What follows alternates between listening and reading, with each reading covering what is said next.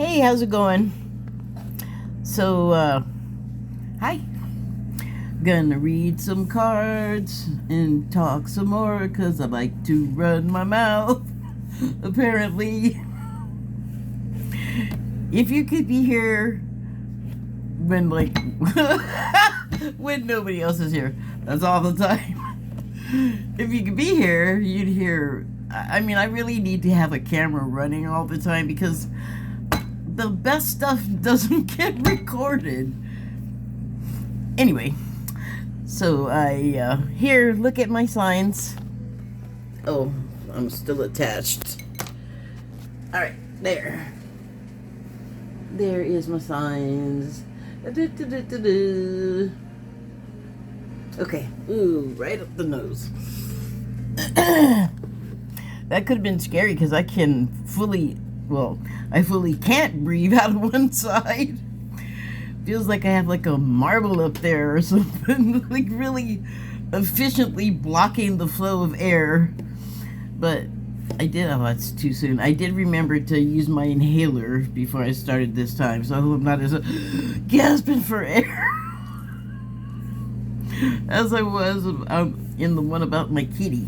So anyway, I pulled cards from all three of, well, actually, I can't show you the deck. Well, I guess I could show you. I pulled some tarot cards from, hold on, because this, this is my tripod knot. I pulled some cards from this here deck, which is very generic. The original Sun Tarot. So it's a Rider-Waite type situation. Let me get my... I told you people a long time ago, it is not a professional setup here, okay? Get even, please. Ooh, ooh, ooh, it wants to fall. Oh,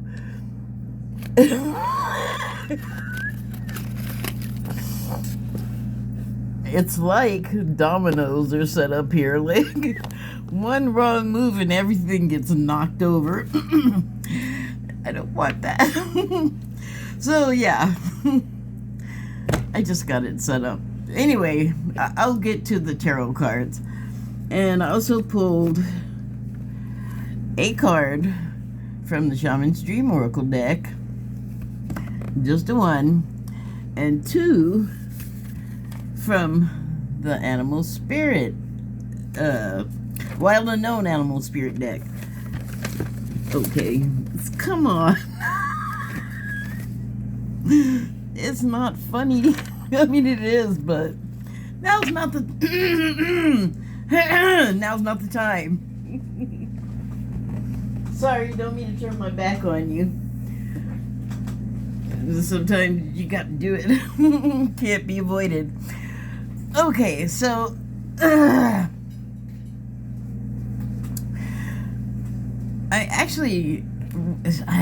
thought I knew where I was going when I turned the camera on. But let me think a little bit. Okay, so the eclipse, right? It's tomorrow. It is, I don't know what time it is. I can't.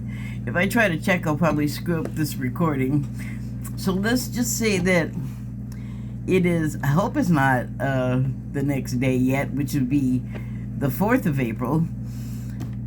Anyway, there's an eclipse here in the United States tomorrow, the 4th of April. And I'm not in the area where it's gonna, like, darken the sky. But I gotta actually get up and do it though. Gonna put some water pitchers in the windows so they can just like collect the eclipse energy, which I feel like it's strong enough that even from, like, I'm all the way a coast away from it. I'm on the west coast of the United States, so it pretty much is not really coming near me. I mean, maybe sort of like when it leaves the Canada area, that's like the closest it's gonna get to here. when it's there, but that's okay. I still feel like, I mean, it'll be fine. Like, I'm gonna have eclipse infused water, so that should be interesting.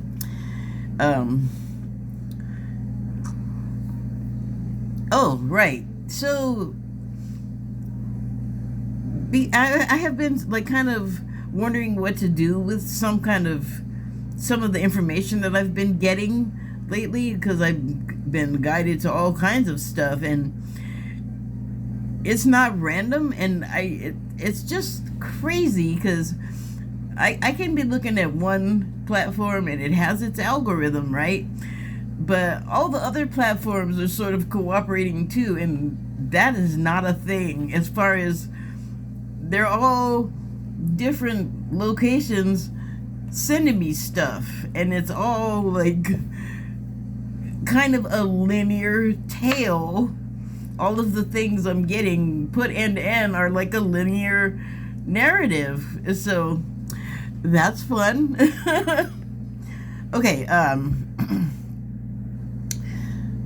so like a lot of the stuff I'm getting has to do with well, I was gonna say for some reason the Essenes, but it's not for some reason. It's I don't know how this could be, but it has something to do with what's going on in Palestine right now. But the Essenes were from Palestine. I talked about this in video number 9. So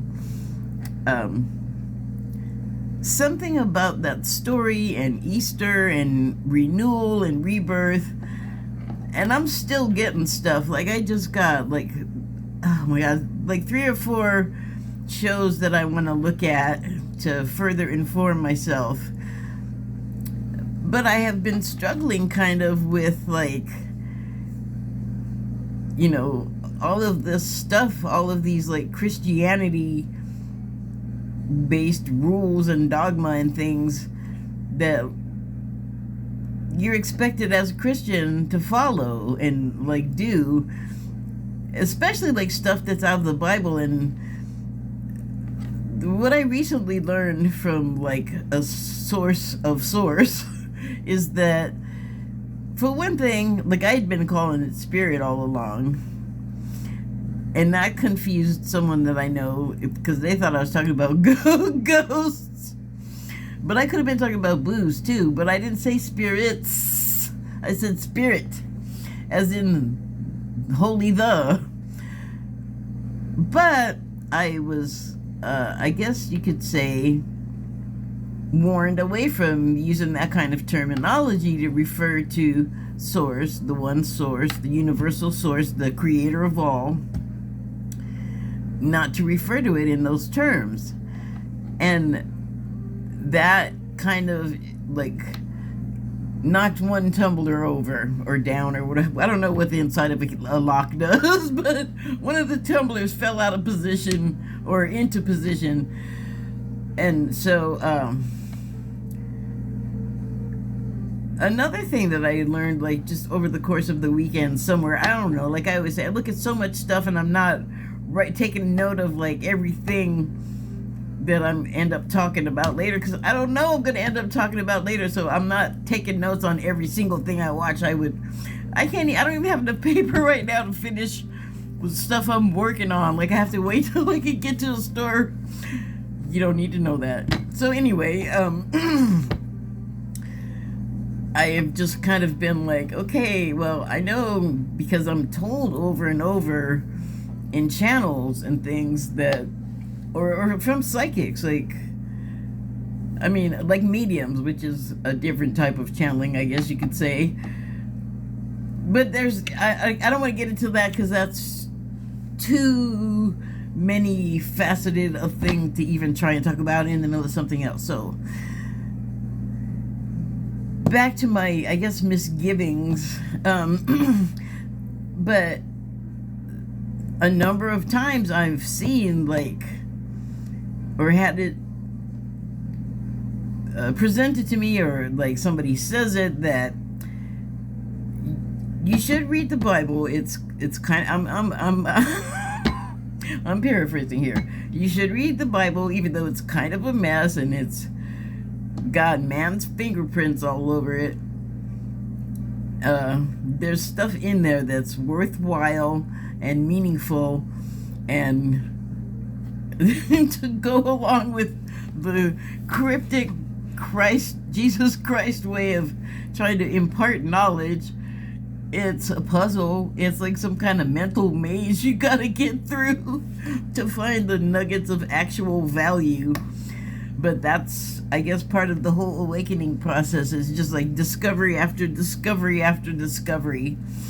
And it just, I guess, the rate of speed that you get through the discoveries and learn what you need to learn, or I don't know, that's up to us, like, I guess we can regulate our own speed and scope on those matters, and I guess we're meant to. So there's that. It's like there's all this like programmed stuff, because you don't even have to be like in any way, shape, or form part of a Christian or cross worshiping, or you know what I'm saying? Like, you don't have to have anything to do with any of that, and yet still you're gonna just be inundated with it. Like you might find yourself able to pipe up about all kinds of stuff about something that you really don't know anything about, because you weren't brought up in it. You weren't like forced to, because that's kind of how it is. Like, oh my God, try and diverge from like whatever the whole rest of the family is doing, and you are the devil. You're doing something wrong. It's like, don't be different. So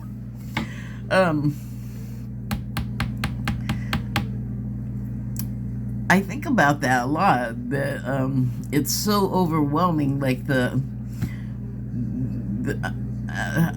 don't, I know it sounds kind of crass, no pun intended, to call them cross worshippers, but it makes obvious which group of people I'm referring to. It's not meant to be an insult. It's just a linguistic tool for the moment.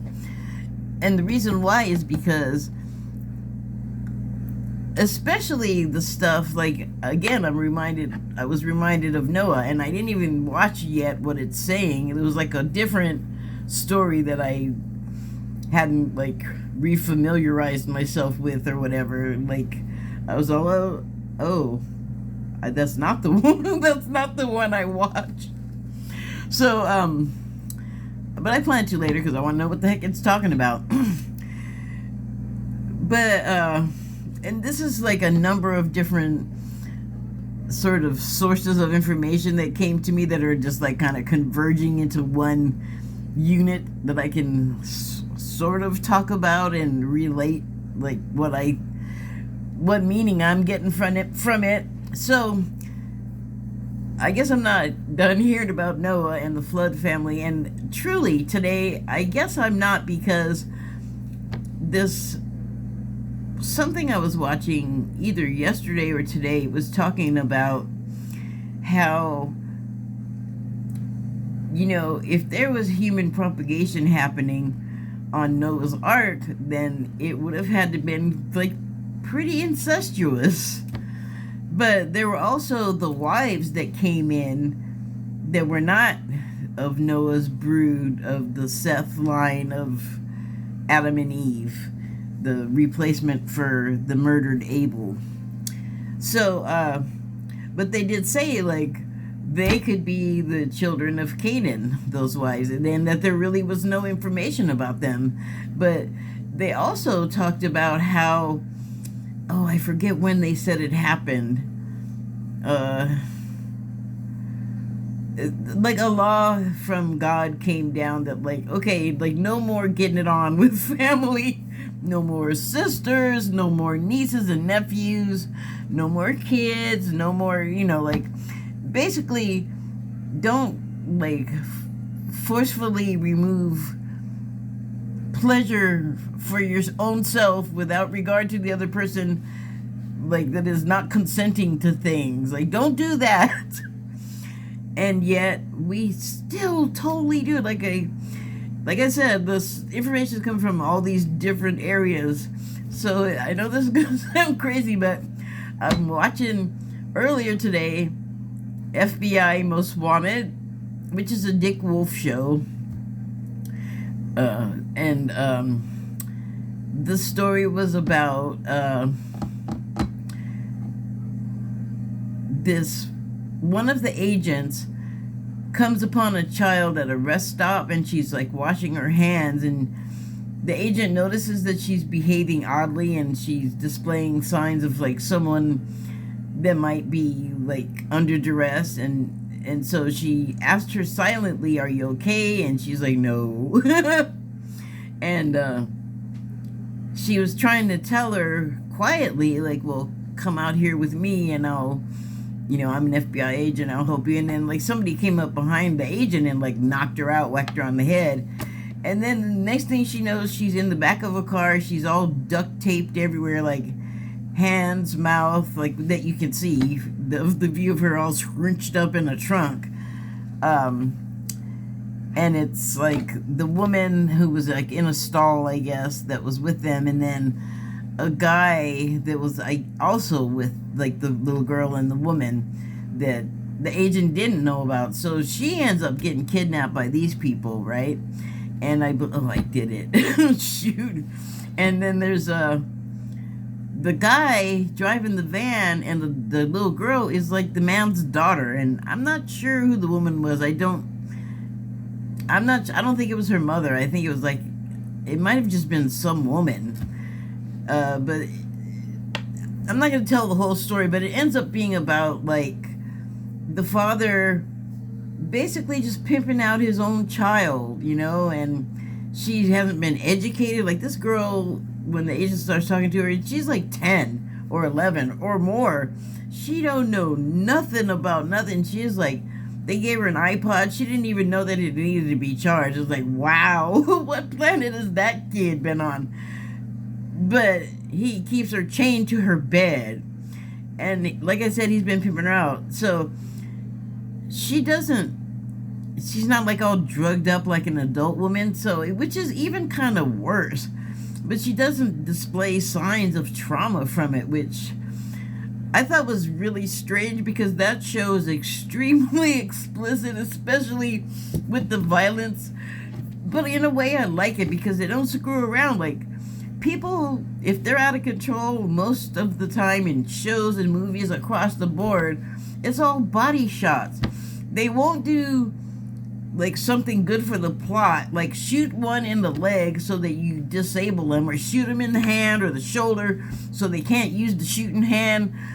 They always do like the torso shot, the midsection, where they're, I don't know, they could be wearing a vest, or somehow it's like, it's not going to kill them right away unless it's an AR or something, and it just like turns their gut to burger. But that is not, even if it is one of those, that is not what you see. Even if it's rapid fire, it may as well have been a revolver, a 5-shot. It just is like, but I'm glad they don't bring that part right into our faces, because it probably just wouldn't get past the censors, actually. But I do appreciate the fact that they don't screw around with the body shots. Like, if someone's out of control, and I'm not talking like, I'm afraid for my life, bam, bam, bam. Like, it's, thank God. I know it's fiction, but at least it's more professional than that. And I hope to God that's the truth with actual FBI. Like, they're not as erratic and dangerous feeling as, like, street cops, local PD. Anyway, it's just very frank with the violence, and they, if people are out of control, they just boo in the head, like, just end it already. Like, I'm always screaming at like zombie and vampire shows, just get them in the head, that'll turn everything off. Like, nope. It's in the script, it's just got to drag out forever. Sorry, I digress. So what did I even get from that? Oh, but it was about like it was the trafficking aspect that was getting me. And God, what did that have to do with Noah's Ark, though? What, there was something that, oh my God, like I said, it was like a linear narrative that was created if I could remember it. Well,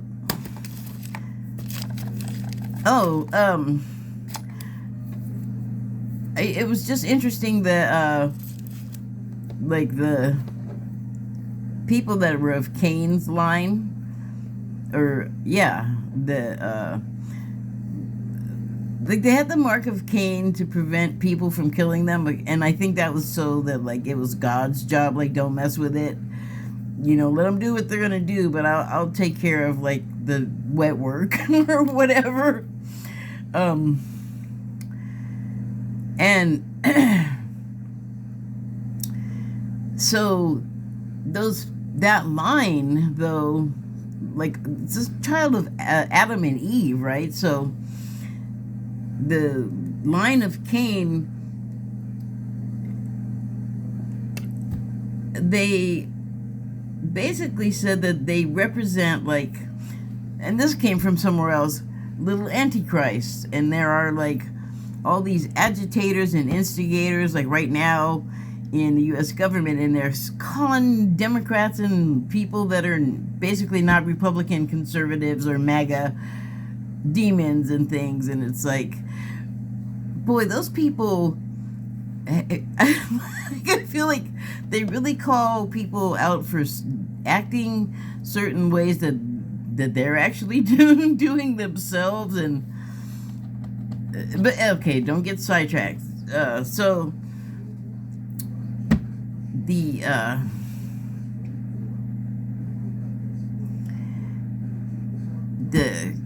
descendants of Cain always will have the tendency to do the wrong thing, like murder or just crimes, basically, like you name it. Like that is, I guess, why some people are that way. Like they have a predisposition to, like, they use their genius for bad instead of good, you know, or just they're not a genius and crimey is the easiest way to go because they want stuff that, you know, they don't want to do the work to get the normal way. And I don't blame them, but I don't want stuff that bad. I just don't want to do the work. So okay, so there's like, if you think about it, it depends on what side of the I guess aisle you're on, but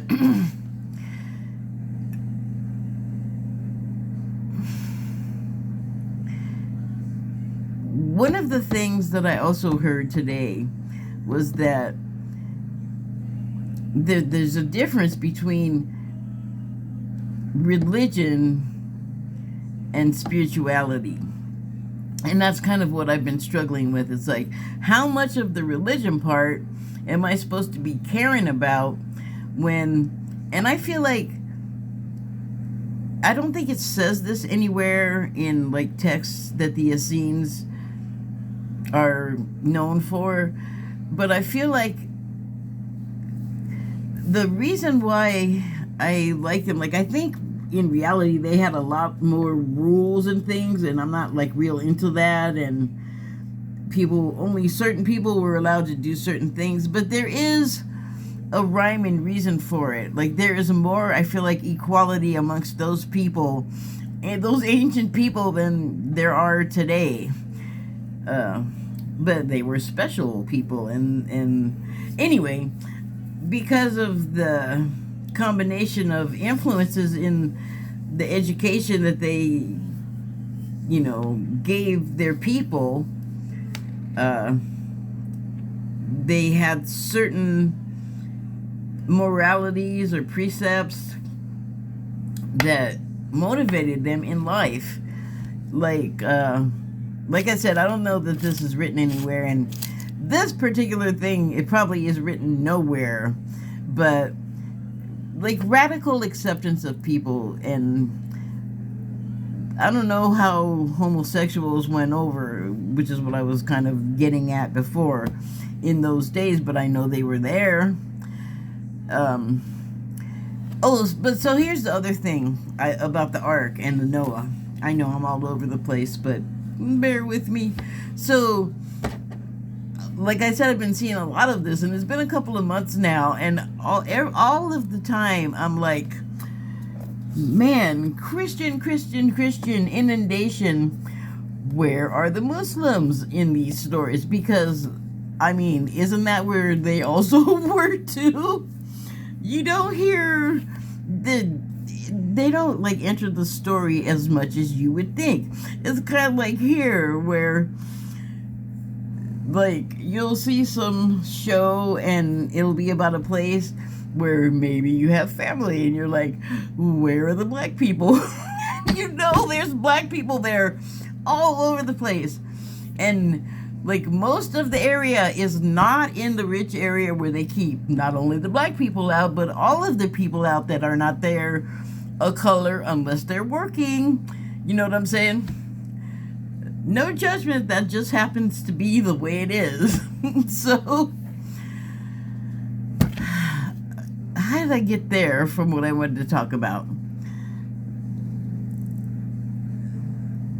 In those flood stories,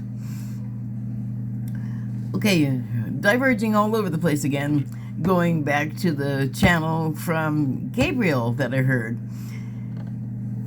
He said, so there were oases of land. And I'm like, I knew there had to be. Where the hell did the dove and the olive branch come from? Like, the world could not have been universally flooded.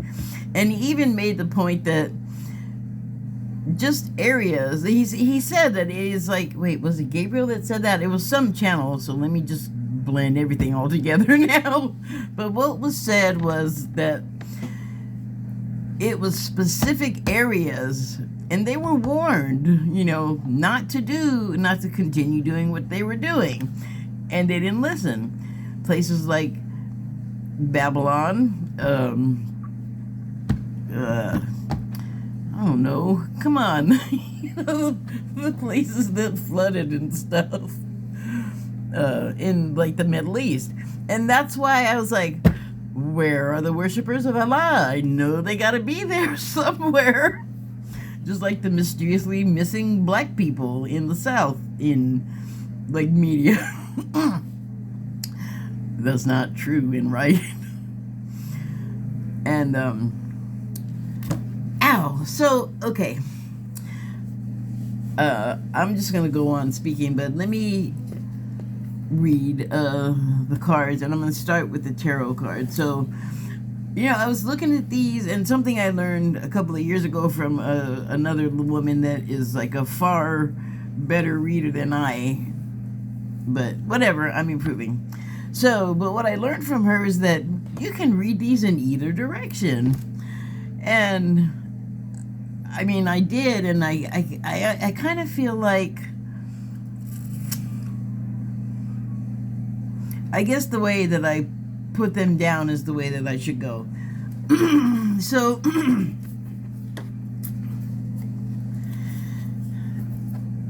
this card, well, actually, I'm just going to see what it says about the Two of Swords real quick, because I'm sure that what I am getting is not what it says. The two indicates a conflict with no clear resolution. It may also represent a challenging decision. Okay, well, that's not really that different from what I was getting. But, so here's what I was getting. I was getting two sides facing off, and the mediator there holding the swords in the middle, kind of mediating the debate or the battle. And that's a very much more sitting around talking and debating things sounding situation than what I'm referring to, which is, for example, the the United States, where basically whatever your belief is politically, religiously, whatever, racially, we're down to two choices, and you could say good versus evil. Go ahead if that's what you want to do. I'm just going to go with one or the other. And to me, one of them wants chaos and violence and revenge for stuff that is more like a situation of you did this to me, then so I'm going to do this to you. And acting like the things were done to the person in question and their associates for no reason. And that is not true. There are definitely reasons. In fact, the people coming after them would never do it unless they had a valid reason for doing it. And then the other side, well, there's definitely people that are gung-ho, 100%, yes, go for it. I like this person, and the person is doing better, nicer, kinder things, which I appreciate. I think a lot of people do for people, and that is just like anathema to the other camp. But in I don't want to say opposition like there's a fight, although that kind of is what I'm talking about. I just mean as a other side,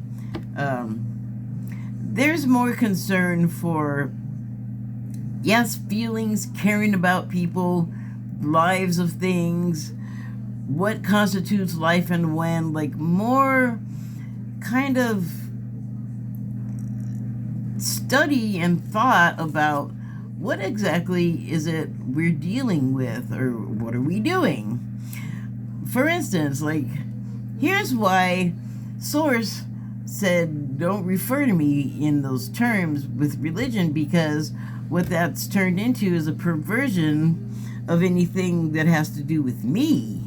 Like, Source creates, and when necessary, they eliminate. But that is not for us to decide. Although there's someone sort of in the middle of it all, and I think it's like the voice of reason.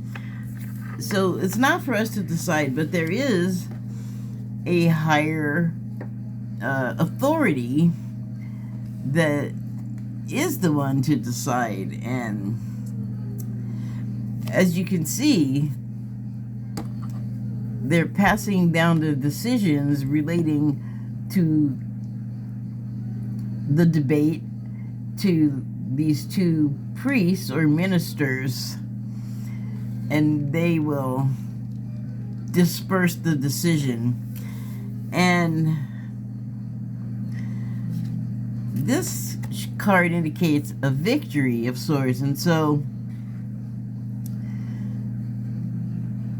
I guess I would say that this is kind of an uneasy, like a win, like almost for the moment, because boy, everything is changing so fast.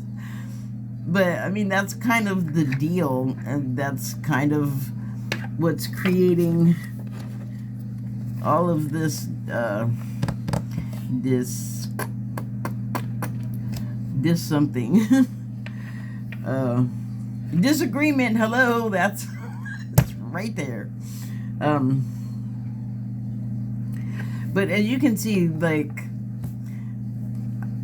the waters are calm here because without having to see and take sides, they're still able to be there in between these two opposing forces and just be in command and be fine to, like, disarm them, because they're just like, so what if I'm blind? I'm still here. I still know what's going on. I'm not, like, looking at one side or the other and going, ooh, this one looks better or this one looks better.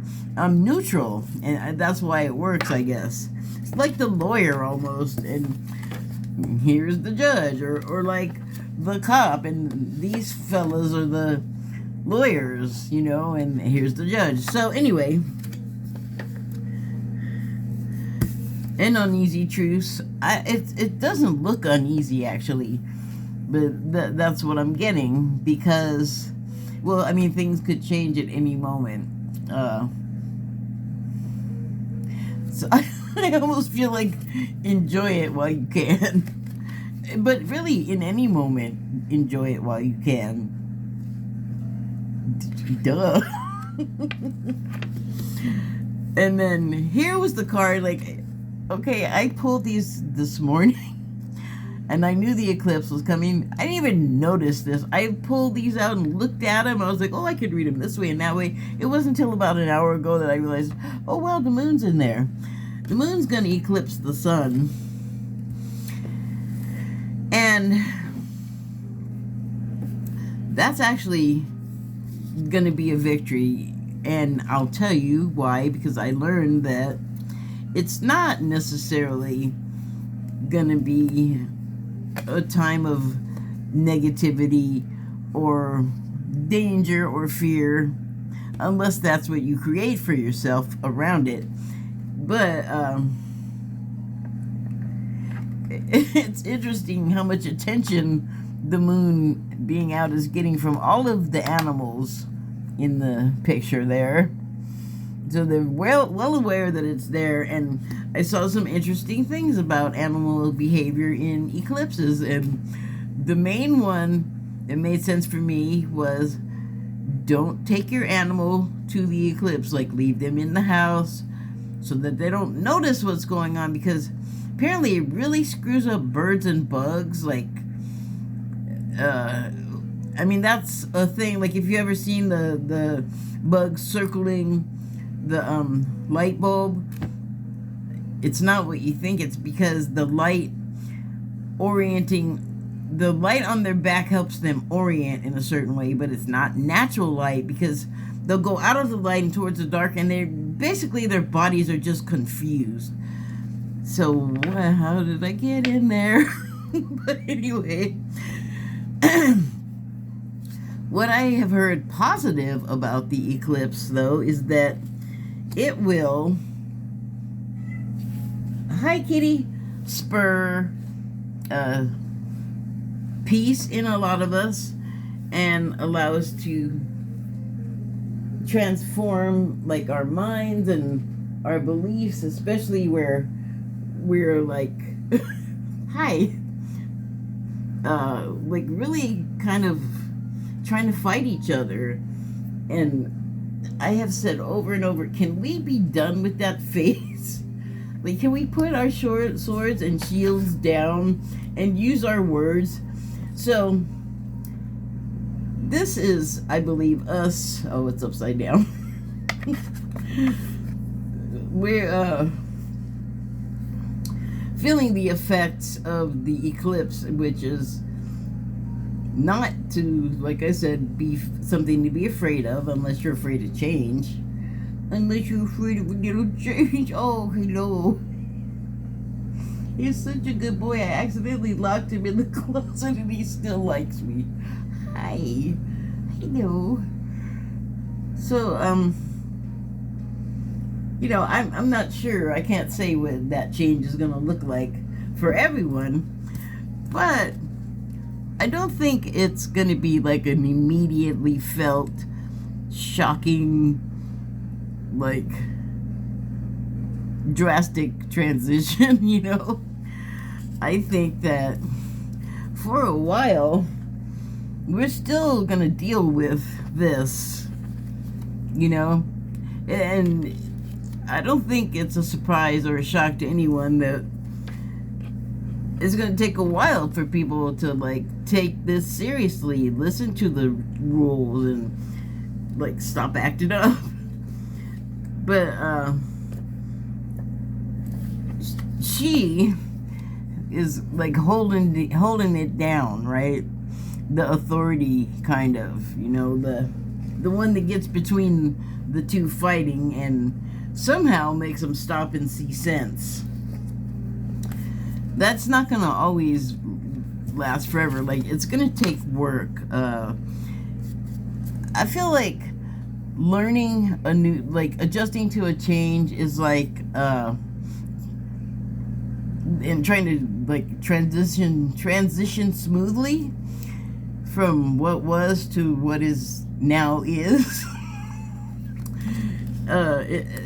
It's like, I don't think we're gonna get it on the first try, or like, I don't think it's gonna stick, you know. I think habits are hard to break, and I feel like that's what it's gonna be like. It's like breaking habits of just routine, and that's how we've always done it. That's how things were always done. Well, eventually those things change, you know, if you don't have your claws sunk in holding on to stuff. So, like, we know that we have the option of, like, good times, and we can, like I was just saying, slide into habit and maybe not such great times, and not everyone's on the same page. Not everyone's, like, wanting to change while this is going on. So it seems like those people are kind of maybe farther away from thinking about changing something in their lives, and well, they have more work to do maybe before they get to a place where they can be contemplative about it and philosophical. And so that's going to create a little bit of maybe uncomfortable activity, because, you know, you got one pinnacle, I feel like, representing, like, it could be calm and it could be good and reasonable and well-mannered, but, you know, storms happen, and also maybe not everybody's ready to do those things yet, and that's okay. That's not gonna mess it up for anyone else too much. It really depends on, like, how much the world that you create to live in sort of overlaps or clashes with any of the other ones.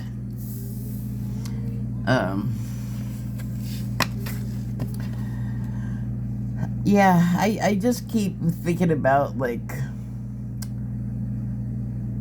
all of this stuff is happening with the flood and the Christians, and it's doing everything for everybody, and just like, where are the Muslims? Where's Islam in all of this? And the thing is that I haven't studied each holy book, but they say a lot of the same things from what I understand.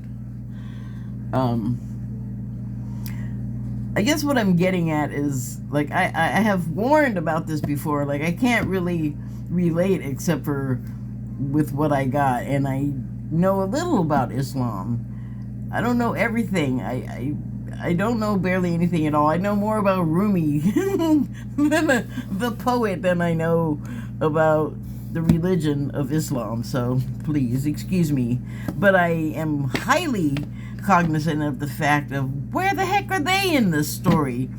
So I don't know. I pulled this Shaman's Dream Oracle deck card, Drifter, and the subtitle is Experiencing Life as It Comes. And I feel like that kind of represents the people that are not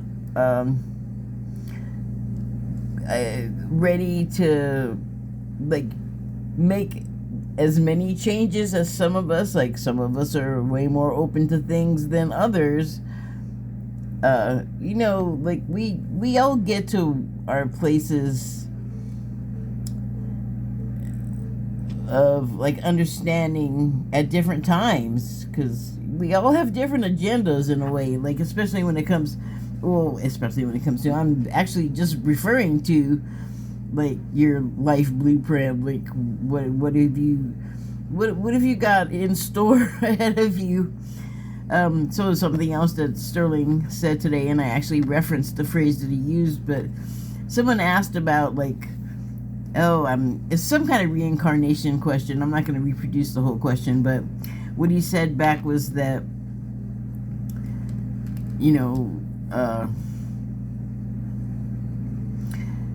not everyone is ready, or maybe Kalina said that. See, I get everything so mixed up, but they kind of said the same thing.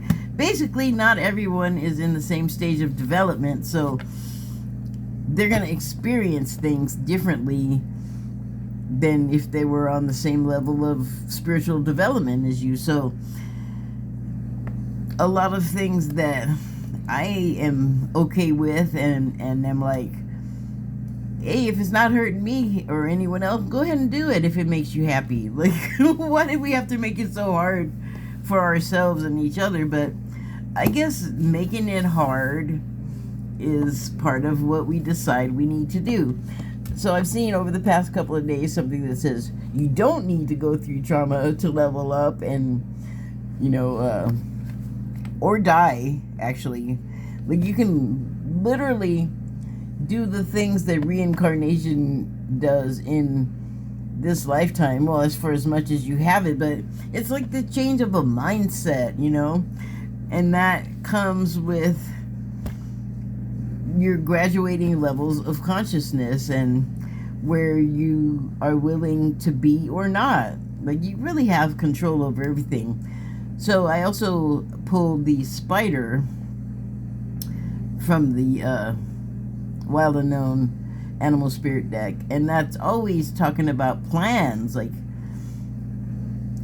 plans in action, plans being made. And I just thought, like, these big gap holes might represent where some people whose development is not as high frequency as it can be yet, because they just are not, not being at a certain level is also a choice. Like, it may be subconscious, it may not be something you can articulate, you may not even really know specifically what's happening with you, and that's, realizing that something is even happening is part of the awakening process, part of the evolving thing. Oh God, and then I saw this other and it was like a religious thing, but it was saying that basically the more bites of the apple we get, the more trouble we end up in. And it was kind of talking in that we need to go backward to those were the days period, but I don't want to go back to biblical stuff. I like this era. But what it said is, you evolve, and it's like destroying everything that was good and pure about us. And I thought, well, that is like so sad, but maybe in a way also kind of true. It's another, like, intersection of trying to I guess join those two states of mind.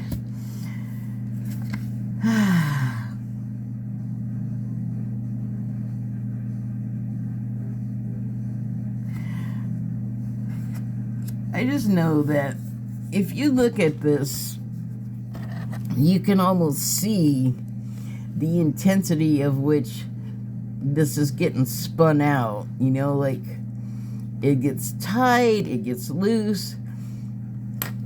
I can only look at that and think it's just like various times when things are happening and kind of an indication of who's participating and who isn't. And that's not like a judgment, because that all plays into, like, everything plays into everything else. Nothing gets out alive. Everything is part of the experience. So, nothing gets out alive. Okay, well, maybe that was not a great choice of words. But yeah, it takes all kinds, I guess. And I have said, like, you know, the awakening experience, the shift is happening to everyone, even though what I just said might make you think that it's not. You don't have to be aware of it for it to happen. But I have also said that it's gonna happen to everyone, but not everyone is there. Not everyone is ready for that yet. And so that leaves the question of, well, what happens to them?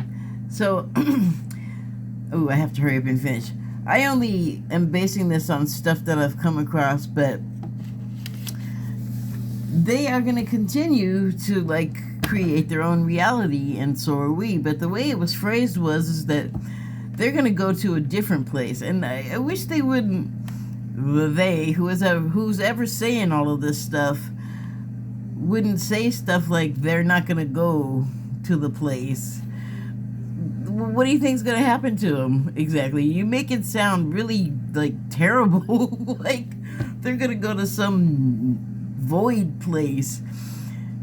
I don't think that's the case. I think we're still going to be here, all of us in the same place, but I think because of the frequency differences, it's going to be a lot more difficult to kind of relate to each other, I guess, and really, like, kind of integrate. Okay, my cat's screaming at me. I gotta go. Hold on, kitty, I'm coming. Well, anyway, so, like, I'm just trying to, like, get those two, spirituality and religion, to kind of make sense, like, figure out, like, where exactly do I land to kind of integrate those two things, but, like, blend the right two things. Okay, so I have to go. My cat's freaking out.